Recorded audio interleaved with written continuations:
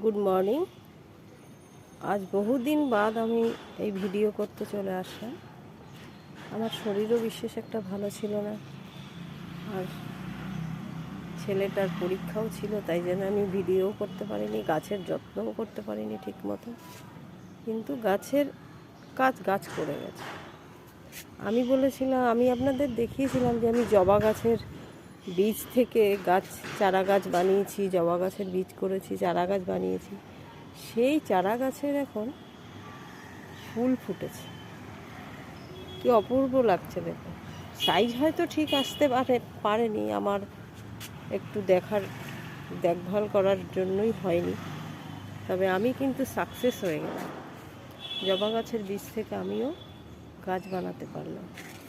তবে এটার ফুলটা ফুটেছে, আরও একটা জবা গাছের ফুল কিন্তু ফোটেনি, সেটা কড়িগুলো হয়ে শুকিয়ে যাচ্ছে। কারণটা আমি বুঝতে পারলাম না।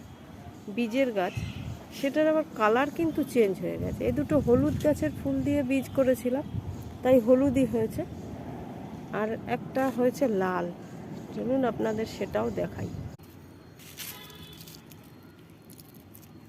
কিন্তু এইটা দেখা যাক এটাও ফুটবে না, এই যে নষ্ট হয়ে গেছে, ফুটবে না। এগুলো ফুটছে না কেন কিছু বুঝতে পারছি না। তবে এটা লাল হয়েছে, আমি দুটো কালার করতে সক্ষম হতে পেরেছি।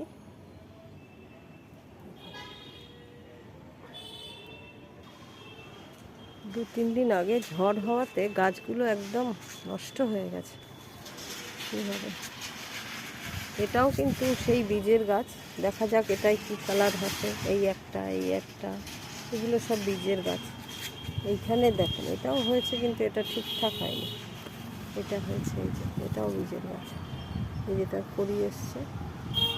দেখা যাক কী কালার হয়।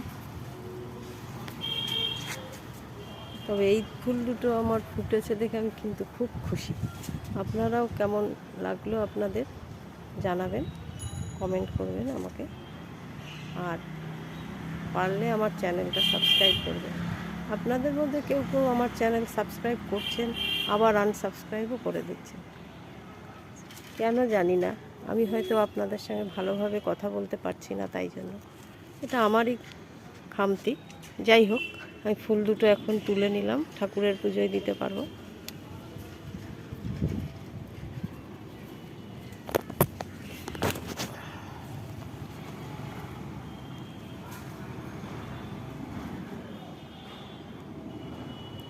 নমস্কার, আজ তাহলে এই পর্যন্ত।